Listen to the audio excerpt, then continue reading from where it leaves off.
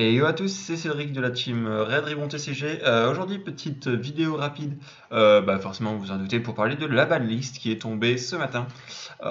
Donc on va déjà regarder rapidement les cartes qu'il y a dedans et on va en parler. Alors, carte interdite, la suite légendaire qui était avant donc limitée à un exemplaire, maintenant elle est interdite, et Son Goten Assaut Impétueux. Carte limitée, Trunks résolu et Cell. Et c'est tout. Alors, déjà, on voit ce qu'ils veulent faire. Storm, c'est fini. Première nouvelle, Storm c'est fini, voilà, donc à partir du 1er février, donc date à laquelle la banlist rentre en jeu, Storm ne sera plus jouable, ce qui est une excellente nouvelle. Je vous rappelle, si vous avez suivi nos lives, nos commentaires ou les dernières vidéos, au dernier event USA qui se joue en format BT5, sur le top 16, il y a 10 Storms. Donc la BT5 n'avait donc en fait aucun intérêt, parce qu'elle ne pouvait pas compétiter contre Storm, c'est-à-dire que du coup il suffisait de contenu de Storm pour gagner. Donc Storm disparaît, c'est parfait. Autre chose importante, on pourrait se dire, bon alors ils ont touché Son Goten, ils auraient pu s'arrêter là, alors pourquoi est-ce qu'ils ont touché aussi Trunks du coup? Parce qu'on peut se dire, ouais mais Son Goten sans Trunks, il n'y a pas d'intérêt. En fait ce qu'ils veulent faire, c'est également toucher les decks bleus de manière générale, et également les decks héros de garde bleu-rouge. Alors même s'il n'y en a pas beaucoup, des petits malins auraient pu se dire, bon bah Storm n'existe plus, du coup je vais jouer la variante bleu-rouge, aggro, Kaba, Trunks... Into Chain Attack Trunks, Zeno, etc. Qui, même si elle a toujours été moins puissante que Storm, donc on va dire que les gens ne la prenaient pas en considération, puisque quitte à jouer une version aggro, autant jouer Storm qui était parfait. Maintenant qu'il n'y a plus Storm, certains auraient pu se remettre à la rejouer cette version bleu-rouge, et elle aurait pu toujours profiter des faiblesses de ce que propose la BT5, c'est-à-dire un early pas incroyable, et on voit d'ailleurs que la BT6 retourne vers ce pas-là. On a eu maintenant les révélations vertes et rouges BT6 et on voit que ça va être la même chose.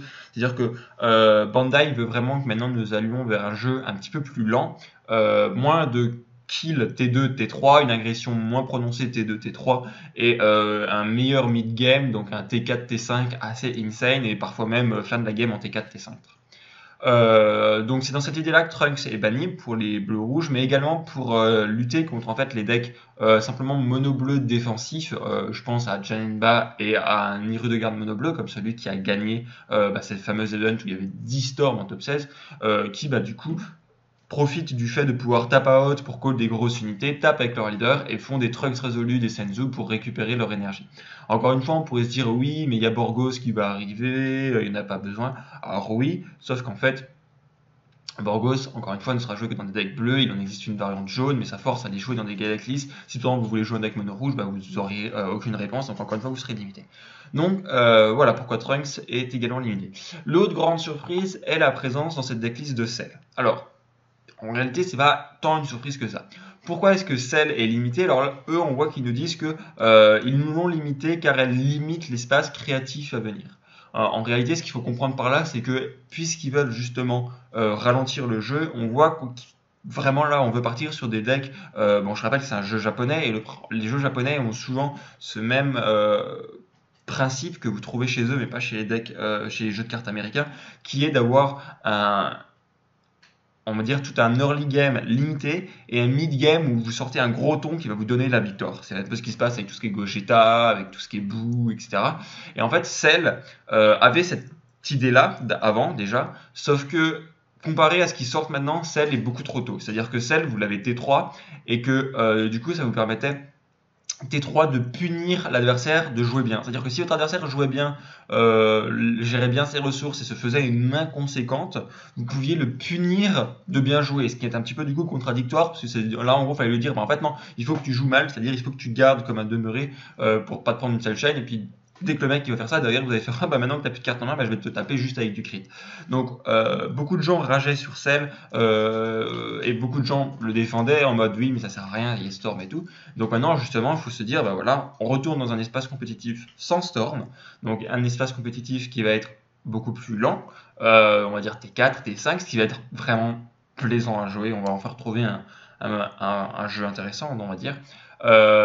Et du coup si on retourne T4, T5, Android aurait pu revenir et se remettre comme le top deck, notamment grâce à par exemple, maintenant leur Deadly Defender qui coûterait 2 et tout. Donc en gros, voilà, là ce que Bandai nous dit, c'est bon, bah, vous voyez, on veut pas de Storm, mais on veut pas que pas de Storm veut dire qu'il faut qu'on rejoue Android. Non, non, non, on vous interdit pas de jouer Android, vous pouvez continuer de jouer Android, mais si vous voulez jouer Android, bah, va falloir assurer le coup, passer par une seule chaîne au T5 et pas au T3, ou partir sur la Super 17 chaîne qui demande 2 tours de jeu spécialement fait pour.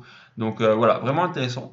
Donc, qu'est-ce que cela implique concrètement, cette banlist? Alors, si vous n'avez pas regardé ma dernière vidéo, je vous invite à aller la regarder. Il s'agit de la préparation de la BT5 et deck tier 0. Au passage, j'en profite pour dire aux gens, ne vous inquiétez pas, la vidéo préparation BT5, les tier 1 arrivera ce week-end. Et du coup, si vous avez vu cette vidéo de tier 0, vous avez vu qu'il y avait, on va dire, 3 gros types de decks, c'est-à-dire Storm, les Shenron OTK et Shenron Destruction de main, et les Giant Ba. Et bien, je vous avais dit, pour Shenron et Giant Ba, ils perdaient automatiquement contre Storm. Alors si on enlève Storm, c'est-à-dire qu'on va se retrouver avec des decks tier 0 Shenron et Giant Ba, et qu'on va avoir quasiment que de ça. Et ça va être cool, parce que du coup on va avoir une sorte de shifting, c'est-à-dire que les gens vont dire, bon bah pour jouer méta, je vais jouer Shenron, ou je vais jouer Giant Ba. Donc Giant Ba, ça va toujours être la même variante défensive meule. Par contre, Shenron, du coup, on va avoir les versions OTK, on va avoir les versions destruction de main, mais on va aussi pouvoir voir d'autres versions Shenron qui vont du coup commencer à naître, qui avant n'avaient absolument aucune chance ni de tenir Storm, ni de tuer Storm. C'est ça qu'il faut bien comprendre. C'est-à-dire que OTK et destruction de main pouvaient par moment tenir avec un peu de chance Storm, et surtout, non seulement ils pouvaient le tenir, mais derrière ils pouvaient le tuer. Là maintenant qu'il n'y a plus Storm, c'est-à-dire qu'on n'aura plus un mec qui va te taper 15 fois et qui va avoir 16 de main, là vous allez avoir d'autres versions de Shenron qui vont naître, qui vont être un petit peu peut-être plus lentes, un petit peu plus sur la longueur, mais qui vont être du coup capables de tenir les autres decks, Giant Ba et les OTK, et qui avant ne tenaient pas contre Storm. Donc de nouvelles versions de Shenron vont naître, je pense par exemple principalement à du Shenron Degi. Voilà, pardon. Je pense à Shenron Degi qui va certainement voir beaucoup de jeux, surtout je sais qu'en France Degi est beaucoup aimé. Donc on va avoir une méta qui va shifter. Et du coup, comme on va avoir des nouveaux decks méta, on va voir de nouveaux outsiders. Donc, bien évidemment, ceux-là, je ne pourrais pas en parler parce que je ne sais pas encore lesquels vont être. Mais on peut imaginer que si Giant Ba et Shenron sont les decks méta, on va voir des nouveaux decks dits anti-méta qui vont être faits pour contrer ces Shenron et Giant Ba. Et ça va être hyper intéressant à voir ce qu'ils vont nous sortir. Bon, perso, pour contrer Giant Ba, moi, je sais comment faire. Il existe, on va dire, 2 façons. La première, assez bizarrement, c'est dans Shenron, et il existe en fait une sorte de loop dans Shenron pour éviter de mourir par Giant Ba. Et la deuxième, ça va être dans les decks rouges, notamment avec les Frost en fait. Et du Yamcha. Donc Yamcha, ça j'en parlerai parce que c'est un terrain. Voilà, j'espère que cette vidéo rapide vous aura permis d'en savoir un peu plus sur la banlist, ce que ça implique et tout. Et sur ce, je vous dis une bonne journée et à la prochaine en live. Ciao les gens.